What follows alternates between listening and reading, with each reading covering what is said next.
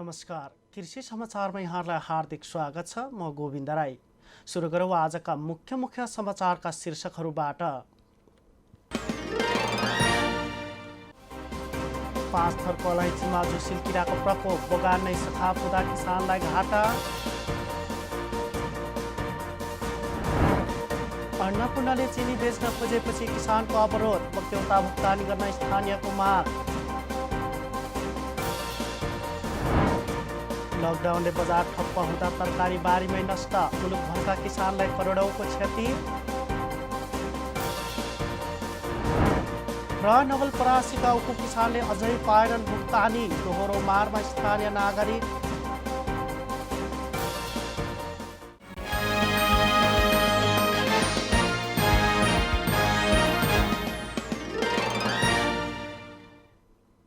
अब सुरु गरौँ कृषि समाचार विस्तारमा। पाँच थरको उत्तरी याङबारा खलैचाको तिमतिम्बु क्षेत्रमा अलैँची बगानमा उजाड देखिन थालेको छ। झुसिल किराले बोटमै खाइदिँदा अहिले बगान सखाप हुँदै गएको छ। अलैँचीको फुल लाग्ने बेलामा बगानमा झुसिल किराको प्रकोप देखिएको हो।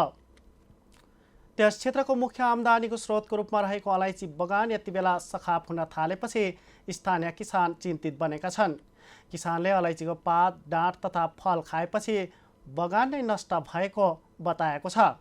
युवा खोलाको काखबाट सुरु भएको प्रकोपले बगानै सखम पारिसकेको स्थानीयको भनाइ छ।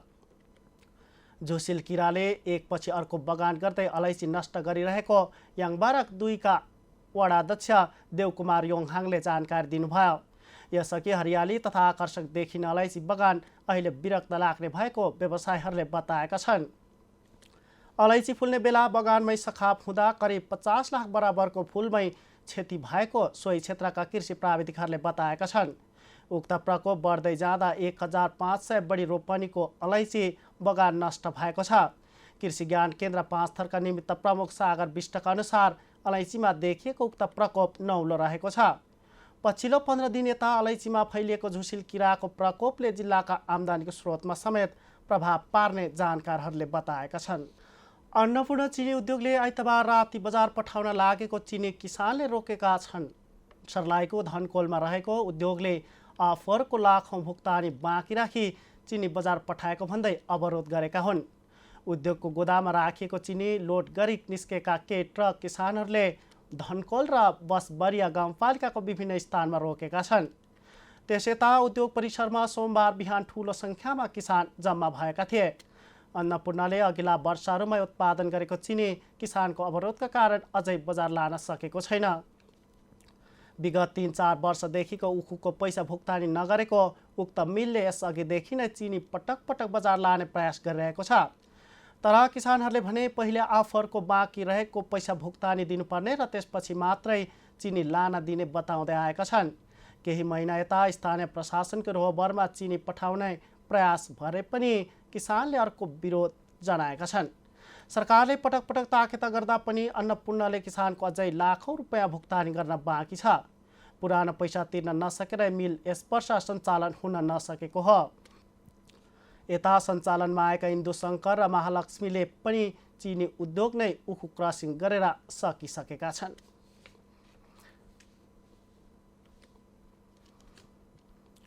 कोरोना भाइरसका कारण मुलुकभर गरिएको लकडाउनले बजार ठप्प हुँदा किसानको तरकारी बारीमै नष्ट भएको छ।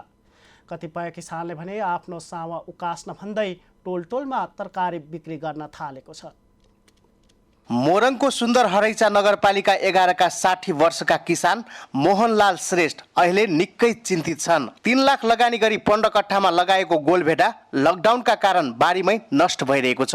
सावा मात्र असुल गर्न भए पनि उहाँले घरमै सब्जी पसल थालेको छ। अहिले 1 बिघा भित्रमा लगाएको खोर्सानी, भिन्डी, काँक्रा, करेला, बोडी, टमाटर, फर्सी मुन्टा लगायत तरकारी दैनिक रूपमा गाडी भाडा लिएर नगरपालिकाको टोलटोलमा पुर्याउन बाध्य छन्। श्रेष्ठले आफ्नो दुखेसो यसरी हामीलाई सुनाउनु भयो। यो कोरोना भाइरसको जुन एउटा चाहिँ महामारीले गर्दाखेरि जुन अहिले हामीले लगाइरहेको जुन यो तरकारीहरू अहिले भन्नै पर्दाखेरि हामीले जुन आशा गरे अनुसार हामीले यसबाट चाहिँ पर्याप्त हामीले आम्दानी लिन सकेनौँ। किनभने हामीले उत्पादन भएको यो अहिले देखिरहनु भएको चाहिँ बारीको टमाटरहरू जसरी हामीले यो ठाउँबाट अर्को ठाउँमा हामी लाँदाखेरि हाम्रो बिक्री हुन्थ्यो तर अहिले यो लकडाउनले गर्दाखेरि यो पुरै सबैतिरको बजारहरूदेखि लिएर सबै बन्द भएकोले गर्दाखेरि हाम्रा धेरै यी फलेका फलिहरू चाहिँ हाम्रो बारीमा चाहिँ कुहेर जानु हामी चाहिँ बाध्य भएको छौँ। 2054 सालदेखि 25 बोट गोलभेडाबाट सुरु गरेको श्रेष्ठ अहिले व्यावसायिक रूपमा कृषि पेसा गर्दै आउनु भएको छ भने यति बेलाको लकडाउनले हाट बजार ठप्प छ। लाखौं लगानी गरेको किसानको मेहनतको सावा उठाउन समेत हम्मे भएको छ। अर्कोतर्फ मल बिउ बिजनको सहज आपूर्ति हुन नसक्दा अहिले चैते धान र मकैमा चाहिने जति मल पुग्न सकेको छैन। किसानको खेतबारीमा लाग्ने किरा मार्न उपयुक्त औषधिको समस्या छ। कृषि पेसामा लगानी गरेको अपेक्षा अनुसार प्रतिफल नपाउँदा किसान निकै नै मारमा परेका छन्। तरकारीले बजार लिन नसक्दा होम डेलिभरी गरी घरमै पुर्याउँदै आएका छन्। जस्तै अहिले लकडाउनको अवस्थामा चाहिँ कुनै पनि बजारहरू नखुलेको कारणले हामी चाहिँ यो चाहिँ होम डेलिभरी भनौँ न, घर घरमा लगेर सुपथ मूल्यमा चाहिँ बेच्ने कार्यक्रम गर्छौँ हामी। विश्वव्यापी महामारीले गर्दा भएको लकडाउनले जनजीवन यति बेला अस्तव्यस्त भएको अवस्था छ। करेला, लौका, बोडी, बन्दाकोपी यस्तै सब्जी लगाएको छ। यो यतिखेरको लकडाउनको समस्याले गर्दाखेरि हामीलाई बेच्न र औषधि ल्याएर हान्न पनि ठुलो समस्या परेछ। मलबिउको पनि समस्या छ। बजारको व्यवस्थापन नभएकाले होला बजारमा लगेर बेच्न पनि धेरै ठुलो समस्या भइरहेको छ। दैनिक ज्याला मजदुरी गरेर जीविकोपार्जन गर्नेहरूको दैनिकी तथा कृषि क्षेत्रको गुजारामा वज्रपात नै भएको छ। यस्ता वर्गलाई मध्यनजर गर्दै सरकारले तत्काल घोषणा गर्नुपर्ने राहत प्याकेज घोषणा गर्न जरुरी छ। अहिलेको लकडाउनले गर्दाखेरि देशकै किसानहरू निकै नै चिन्तितमा परेका छन् भने एकातिर मल बिउ बिजन र कीटनाशक औषधि समयमा नपाएको अवस्थामा सम्बन्धित निकायको ध्यान जान सकेको छैन। कृषि पेसाबाट कतिले हात धुने अवस्थामा आइसकेको छ। अहिलेको लकडाउनले गर्दा किसानका तरकारीहरू बारीमै नष्ट भइरहेको छ भने तरकारीहरूको उचित मूल्य र बजार भाउ पाउन नसकेको अवस्थामा र उपभोक्ता समक्ष तरकारी अझै पुग्न सकेको छैन। यसमा सम्बन्धित निकायको ध्यान जान जरुरी छ। कृषि टेलिभिजनका लागि मोरङको सुन्दर हरैचाबाट क्यामेरामा शिव भट्टराई भोजपुरेका साथ एलएन गसदारको रिपोर्ट। खाद्य व्यवस्था तथा व्यापार कम्पनीले 20 दिनमा अनलाइन मार्फत 6 लाख रुपैयाँ बराबरको खाद्यान्न वितरण गरेको छ। उक्त अवधिमा 5,88,444 रुपैयाँ बराबरको 100 क्विन्टल चामल र दालको बिक्री गरेको बताइएको छ। कम्पनीले चैत्र 26 गतेदेखि अनलाइनबाट होम डेलिभरी सेवा सुरु गरेको हो। कम्पनीले 110 क्विन्टल चामल र 7 क्विन्टल दाल बिक्री गरेको छ। बिहिबारदेखि कम्पनीले अर्डर मसुरो केराउका दानाको वितरण सुरु गर्ने भएको छ। कम्पनीले माग बढी भएका पछि मसुरो र रहरको दाल समेत बिक्री गर्न थालेको बताइएको छ। अहिलेसम्म 100 क्विन्टल चामल अनलाइनबाट होम डेलिभरी गरिएको कम्पनीका नायब महाप्रबन्धक श्री मणि खनालले बताउनुभयो। उपभोक्ताबाट दालको समेत माग आएकाले वितरण सुरु गरिएको उहाँको भनाइ छ। नायब महाप्रबन्धक खनालका अनुसार अहिले विभिन्न स्थानबाट दैनिक 15 देखि 17वटा अर्डर आउने गरेका छन्। लकडाउनपछि खाद्यले अनलाइन मार्फत खाद्यान्न खरिद गर्न पाउने व्यवस्था सुरु गरेको हो। उपभोक्ताको अर्डरपछि मसुरो र रहरको दाल समेत 1 र 2 किलोको प्याकेट बनाएर बिक्री गरेको खाद्यले जानकारी दिएको छ। कृषि समाचारमा पालो भएको छ एकैछिन व्यावसायिक विश्रामको।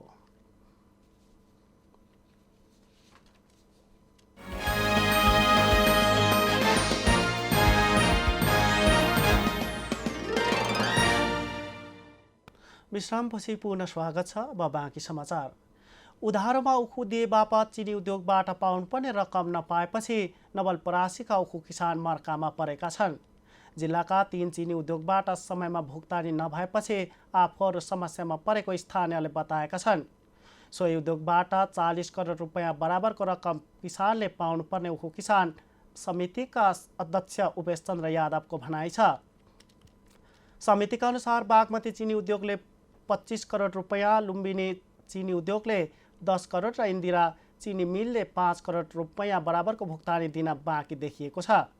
त्यसमध्ये बागमतीले यस वर्ष, लुम्बिनी र इन्दिराले गत वर्षमा किसानको उखु खरिद गरे बापतको रकम भुक्तानी दिन बाँकी देखिएको हो। तर सबै उद्योगले उत्पादन गरेको चिनी बिक्री गरिसके पनि किसानले पाउने भुक्तानी अहिलेसम्म पाएका छैनन्। चर्को ब्याजदरमा ऋण लिएर खेती गरेका किसान समयमा भुक्तानी नहुँदा दोहोरो मारमा परेको प्रतापपुर 7 छिवाईका किसान पप्पु गुप्ताले बताउनुभयो। त्यहाँ स्थित 4वटा ठुला उद्योगमध्ये मोहिनी चिनी उद्योगको उत्पादन बन्द भएको छ। यता लुम्बिनी र इन्दिराले पनि चालु आर्थिक वर्षमा चिनी उत्पादन गर्न सकेका छैनन्। यस वर्ष नवलपरासीमा बागमती बाहेक अन्य 3वटै उद्योगको उत्पादन बन्द रहेको छ। सरकारले पुनः लकडाउन थप गर्ने तयारी गरेको छ। सिंहदरबारमा बसेको कोरोना रोकथाम तथा नियन्त्रण उच्च स्तरीय समितिको बैठकमा कोरोना संक्रमितको संख्या बढ्दै गएकाले केही दिन लकडाउन थप गर्न सकिने विषयमा छलफल भएको हो। सोमबार बसेको बैठकमा लकडाउनले आर्थिक क्षेत्रमा परेको असरका कारण त्यसलाई केही खुकुलो बनाएर जाने विषयमा छलफल भएको छ। त्यसअघि सुरक्षा संयन्त्रले लकडाउन बढाउन समितिलाई सुझाव दिएको थियो। बैठकपछि प्रधानमन्त्री कार्यालयका सचिव तथा उच्च स्तरीय समन्वयन समितिका सदस्य सचिव नारायण प्रसाद बिडारीले कोरोना रोकथाम तथा नियन्त्रणका विषयमा भइरहेका कामको समीक्षा गर्दै आगामी रणनीतिका बारेमा छलफल भएको जानकारी दिनुभयो। वास्तवमा अब 25 गतेसम्मको मुलुकमा बन्दाबन्दीको अवस्था छ र अहिलेसम्म हामीले टेस्टिङको दायरा PCR 13,420 पुर्याएको, RDT 49,688 पुर्याएको, यो सङ्ख्या समेत विचार गर्दाखेरि उल्लेख्य सङ्ख्यामा हामी टेस्टिङ पनि गर्दै गइरहेको अवस्था छ भने तराईका केही क्षेत्रहरूमा भर्खरै केही सङ्क्रमितहरूको सङ्ख्या केही बढेको अवस्था पनि छ।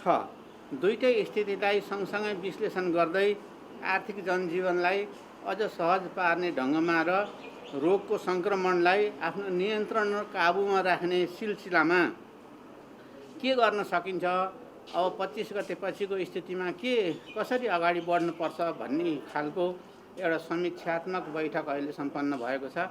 यसमा अझै पनि यो कार्य जारी छ। अहिलेसम्म गरिरहेका प्रयासहरू वास्तवमा सही दिशामा छन् भन्ने नै आजको समीक्षा, आजको यो छलफल विश्लेषणमा निष्कर्ष रहेको छ र अझै पनि 2-3 दिन हामीले यसको थप तथ्याङ्कहरू प्रदेश तहबाट, स्थानीय तहबाट, जिल्ला स्थित विभिन्न सरकारी स्वास्थ्यसँग सम्बन्धित निकायहरूबाट लिने, सुरक्षा निकायहरूबाट लिने त्यो काम पनि जारी छ र यसै क्रममा अब कसरी जानुपर्छ भन्ने किसिमको वर्कआउटको चरण भएको हुनाले अहिले टुङ्गिसकेको अवस्था छैन। हामीले यो क्रम भोलि पनि जारी छ र अभ्यास हुँदैछ। मैले यहाँहरूलाई यति मात्र आज राख्न चाहेँ र 25 गतेसम्मको बन्दाबन्दीको अवस्था नेपाल सरकारले तोकेको अवस्था छ। त्यसपछिको अवस्थाको बारेमा एउटा आन्तरिक गृहकार्य र विश्लेषणको सिलसिला जारी छ। मैले आएका छन् संसदीय समितिको कुरालाई पनि मनन भएको छ। माननीय उपप्रधानमन्त्रीज्यू, माननीय मन्त्रीज्यूहरू लगायत यो विषयका विज्ञ विशेषज्ञ चिकित्सकहरूसहित बसेर यसलाई हामी हेरिरहेका छौँ, अध्ययन गरिरहेका छौँ।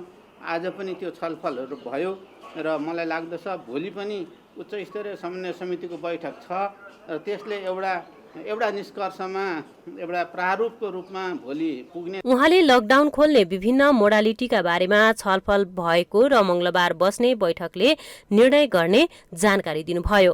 कोरोना संक्रमणका लागि सरकारले चैत 11 गतेदेखि लकडाउनको घोषणा गरेको थियो। चरणबद्ध रूपमा थप गरिएको लकडाउन वैशाख 25 गते सकिने भएको छ। मोरङको सुन्दरहरैचा नगरपालिकाभित्रका क्रियाशील पत्रकार समूहले कोरोना भाइरस रोकथाम तथा नियन्त्रणमा सहयोग गर्दै आएको छ। जोखिम नियन्त्रण गर्न नगरले गरेका त्यस्ता योजनालाई थप टेवा दिन नगरका अग्रज पत्रकार शिव भट्टराईको नेतृत्वमा 10 सदस्यीय कोभिड-19 जोखिम पत्रकारिता समिति समेत गठन गरेको छ। सुन्दर हरैचा नगरपालिकाभित्र लकडाउनको समयमा जोखिम पत्रकारिता गर्दै आएका सोही ठाउँका क्रियाशील पत्रकारहरूले नगरभित्रको सूचना सम्प्रेषण गर्न तथा नगरको हरेक क्षेत्रमा सहयोग गर्न अग्रज पत्रकार शिव भट्टराईको संयोजकत्वमा 10 सदस्यीय रहने गरी सुन्दर हरैचा कोभिड-19 जोखिम पत्रकारिता समिति गठन गरेको छ। स्थानीय तथा राष्ट्रिय स्तरका विभिन्न रेडियो, टेलिभिजन, अनलाइन तथा प्रिन्ट मिडियामा काम गरेका क्रियाशील पत्रकारहरूको समूहले गठन गरेको हो। सदस्यमा बाबुराम निरौला, खेमचन्द्र अधिकारी, मणिराम दाहाल, ज्ञाननाथ ढकाल, कृष्णचन्द्र सुवेदी, राज पोखरेल, एलएन गच्छदार, राजकुमार राउत, केपी घिमिरे रहेका छन्। सहयोगी भूमिकाको रूपमा निर्वाह गर्न सञ्चार गृहले स्थानीय तहलाई महत्त्वपूर्ण भूमिका निर्वाह गर्नेछ। कोभिड-19 जोखिम पत्रकारिता समितिका सदस्य तथा रेडियो सुसेलीका प्रबन्ध निर्देशक बाबुराम निरौला भन्नुहुन्छ। का विषयमा अप्ठ्याराहरू आउन सक्छन्, यहाँको राहत वितरण प्रक्रियामा जटिलताहरू आउन सक्छ। यहाँ चाहिँ भोलि मानिसहरू विभिन्न कारणले गर्दा सङ्क्रमण फैलिन सक्छ, जसका लागि चाहिँ स्वास्थ्य उपचारका लागि अस्पतालसम्म रेस्क्यु गर्नुपर्ने अवस्था आउन सक्छ। कोभिड-19 जोखिम पत्रकारिता समूह भनेर गठन गरेका छौँ र यो समूहले कोभिड नियन्त्रण जबसम्म आउँदैन तबसम्म एकपटक सुन्दर हरैचाका हरेक क्षेत्रमा दिनमा के भइरहेको छ, क्वारेन्टाइनमा कसरी मान्छे लगिरहेको छ, नयाँ मान्छे कहाँबाट आए, टिम कसरी परिचालन भएको छ, सुन्दर हरैचा नगरपालिकाका जनप्रतिनिधिहरू कसरी लाग्नुभएको छ, स्वास्थ्य शाखाहरू के गर्दैछन् भनेर हामी फलोअप। स्थानीयदेखि राष्ट्रिय स्तरका मिडियामा आबद्ध भएर काम गर्दै आउनुभएका पत्रकार मणिराम दाहालले यो समूह निकै अगाडि नै गठन हुनुपर्ने भन्दै यसले सुन्दर हरैचालाई सहयोग पुग्ने बताउनुहुन्छ। यो टिम धेरै पहिला हुनुपर्थ्यो, अहिले भयो कोभिड-19 को सङ्क्रमणको बेला यो एकदमै राम्रो टिम हो र यो टिमबाट चाहिँ हामी सक्रिय रूपमा अघि बढेर सुन्दर हरैचालाई एकदम पत्रकारिताको माध्यमबाट चिनाउँदैछौँ र अहिले यो अप्ठ्यारो परिस्थितिमा पनि हामीले जुधेर केही राम्रो काम गर्न सक्यौँ भने अरूले पनि केही राम्रो कुरा सिक्नेछन्। यहाँका क्रियाशील पत्रकारहरूले जोखिम मोलेर भए पनि राहत वितरण कार्यक्रम होस् या क्वारेन्टाइन पुर्याउनेदेखि लिएर कृषकका समस्या तथा स्वास्थ्यका क्षेत्रमा लगायत हरेक समस्याका बीच यो विषम परिस्थितिमा जोखिम मोलेर पत्रकारिता गर्दै सचेत र सजग समेत गराएको सो समितिका संयोजक अग्रज पत्रकार शिव भट्टराई भन्नुहुन्छ। हाम्रो जुन कोभिड-19 को टिम हाम्रो जुन बन्दैछन्, तपाईँको चाहिँ अहिले बनिरहेको टिममा चाहिँ हामी अहिले सक्रिय भएर हामी 10 जनाको टिम तयारी छौँ। यसरी जुन पत्रकारिता हामी क्षेत्रमा चाहिँ अहिले सुन्दर हरैचामा जोखिम पत्रकारिता हामी मोलेर ज्यान आफ्नो जोखिममा गरेर भए पनि हामी रिपोर्टिङ सुन्दर हरैचा नगरपालिका हामी खटिरहेका छौँ। जुन टिम हाम्रो अहिले समिति गठन भएको छ त्यसले चाहिँ यहाँका विषयवस्तुहरू जुन अब कोरोनाबाट चाहिँ हाम्रा यहाँ सुन्दर हरैचा भएका बासिन्दाहरूमा चाहिँ यस्तो बाहिरबाट चाहिँ आएका जो मानिसहरू छन् त्यसलाई चाहिँ हामीले निगरानी गर्ने अनि तिनीहरूलाई चाहिँ विषयवस्तु हामीले सुन्दर हरैचा नगरपालिकालाई जानकारी गराउने अनि मिडियाबाट जानकारी गराउने हाम्रो चाहिँ यो टिमले चाहिँ काम गर्दछ। यस समितिले आगामी दिनमा सुन्दर हरैचाका हरेक क्षेत्रमा समस्या र चुनौतीमा सचेत र सजग गराउन महत्त्वपूर्ण भूमिका निर्वाह गरोस्। कोभिड-19 जोखिम पत्रकारिता समितिलाई हाम्रो शुभकामना। सुन्दर हरैचाबाट एलएन गच्छदारको रिपोर्ट। सांसदहरूले कोरोना भाइरसको महामारीले अर्थतन्त्रमा पार्ने प्रभाव न्यूनीकरणका लागि बेलायमा सचेत हुनुपर्ने बताएका छन्। प्रतिनिधि सभाको अर्थ समितिको सोमबारको बैठकमा उनीहरूले वैदेशिक लगानी आउने व्यवस्था न्यून रहेको भन्दै आफै सचेत हुन आग्रह गरेको छ। विश्वका वित्तीय संस्थाहरूले सहयोग दिन नसक्ने अवस्था रहेको र नेपालको उद्योग धन्दाहरू बन्द रहेको भन्दै सचेत हुनुपर्ने सांसदहरूले बताएका छन्। बैठकमा नेकपाका सांसद तथा पूर्व अर्थमन्त्री सुरेन्द्र पाण्डेले वैदेशिक रोजगारीबाट फर्किनेहरूका लागि बजेटमा स्पष्ट योजना ल्याउनुपर्ने सुझाव दिनुभयो। निजामती सेवाका कर्मचारी तथा सुरक्षाकर्मीमा नयाँ भर्ना नलिने, एउटै भवनबाट विभिन्न मन्त्रालय र कार्यालय सञ्चालन गरेर अनावश्यक भौतिक पूर्वाधारमा खर्च कम गर्नुपर्ने उहाँले बताउनुभयो। यस्तै उहाँले आगामी बजेटमा सञ्चालनमा रहेका तत्काल आय आर्जन हुने परियोजना सम्पन्न गर्नुपर्नेमा ध्यान दिनुपर्ने सुझाव पनि दिनुभयो। कारखाना हाम्रो अरू धेरै औद्योगिक क्षेत्र टाट पल्टिने खतरा छ। कृषिको चाहिँ महँगो हुनेवाला छ, जो मान्छे पनि आउनेवाला छ, यसको व्यवस्थापनमा बढी केन्द्रित हुनुपर्ने एउटा स्थिति छ। दोस्रो अर्को समस्या छ, यस वर्ष चाहिँ विभिन्न देशहरूले चाहिँ के भने बन्ड किने हुन्छ डलरको, अमेरिकन डलरको चाहिँ बन्ड चाहिँ चाइनाले, हामीले पनि किन्छौँ होइन। राष्ट्र ब्याङ्कको पैसा चाहिँ सबै डलर चाहिँ बन्डमा किने आउँछ, ऋणपत्र जापानले किनेको छ। उनीहरूलाई चाहिँ बढी चाहिँ डलरको आवश्यकता पर्ने भएपछि के गर्छ, बन्ड बेचेर डलर लिन्छन्, क्यास लिन्छन् आफूले। त्यसो हुँदा सबैले चाहिँ डलर मागेपछि के हुन्छ, डलरको भाउ बढेर जान्छ। उसले दिन सक्दैन अमेरिकाले एकैचोटि। डलरको भाउ बढेर जाने, त्यसो गरेपछि हाम्रो प्राइसको भाउ चाहिँ के अरे हाम्रो मनी चाहिँ घट्ने भन्दा हाम्रो इन्फ्लेसनको चाप पनि पर्छ। मुद्रावृद्धि बढेर जाने, जसले गर्दा आज चाहिँ 10 करोडले खरिद गर्न सक्ने चिज चाहिँ बढी लाग्ने, त्यही मेसिनको मूल्य चाहिँ डलरमा कन्भर्ट हुँदा बढी पर्ने। त्यसमाले इन्फ्लेसनको चाप पर्ने पनि खतरा छ डलरको भाउ बढेर। यतातिर चाहिँ के भने कृषि उत्पादनमा को माग बढ्ने र औद्योगिक उत्पादनको भाउ घट्ने र जुन चाहिँ हामीले कम्पिट गर्न नसक्ने हुँदाखेरिमा यस कुराको पनि ख्याल गरेर चाहिँ बजेटमा चाहिँ तर्जुमा गर्न सकिएन भने त्यो हुँदैन। बैठकमा अर्थमन्त्री डाक्टर युवराज खतिवडाले वैशाखसम्म 1 अर्ब 8 करोड रुपैयाँ स्वास्थ्य मन्त्रालय मार्फत कोरोना नियन्त्रणका लागि निकास गरिएको जानकारी दिनुभयो। त्यस्तै रक्षा मन्त्रालय मार्फत कोरोना नियन्त्रणका लागि 2 अर्ब 34 करोड निकास गरिएको पनि उहाँले जानकारी दिनुभयो। कोरोना भाइरस संक्रमणको जोखिम कम गर्न सरकारले घोषणा गरेको लकडाउन अझै जारी छ। सरकारले 11 चैत्रबाट देशव्यापी रूपमा लकडाउन घोषणा गरेको थियो। 42 दिनसम्म आइपुग्दा लकडाउनको पूर्ण पालना भएको पाइएको छ। यद्यपि केही स्थानमा भने लकडाउनको उल्लङ्घन पनि भएको छ। प्रहरीले चेक जाँचमा कडाई गरे पनि कतिपय ठाउँमा तरकारी बजार र मुख्य बजारभन्दा भित्री क्षेत्रमा लकडाउनको पूर्ण पालना नभएको पाइएको छ। तरकारी र अन्य दैनिक उपभोग्य सामान किनमेल हुने ठाउँमा सामाजिक दूरी पालना गर्नेतर्फ उचित ध्यान पुगेको देखिएको छैन। यस्तै अत्यावश्यक र पास बाहेकका सवारीको चाप पछिल्ला दिनमा बढ्दै गएको छ। चेक जाँचमा कडाई भएकाले पनि अहिले उपत्यकाका सडकमा सवारी साधनहरूको लामो लाइन देखिएको छ। प्रहरी अनावश्यक रूपमा गुड्ने र पास नलिएका सवारीलाई नियन्त्रणमा लिने गरेको छ। कृषि समाचारमा पालो भएको छ आजको तरकारी बजार भाव र मौसम सम्बन्धी जानकारीको।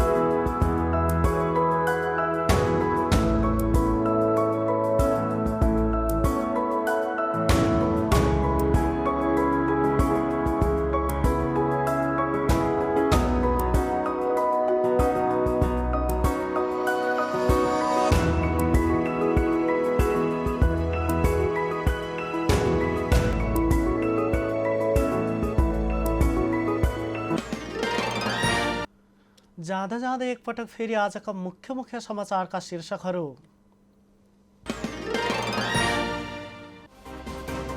पाँचथरको अलैँचीमा झुसिल किराको प्रकोप, बगान नै सखाप हुँदा किसानलाई घाटा। अन्नपूर्णले चिनी बेच्न खोजेपछि किसानको अवरोध, बक्यौता भुक्तानी गर्न स्थानीयको माग। लकडाउनले बजार ठप्प हुँदा तरकारी बारीमै नष्ट मुलुकभरका किसानलाई करोडौँको क्षति र नवलपरासीका उप किसानले अझै पाएनन् भुक्तानी दोहोरो मारमा स्थानीय नागरिक।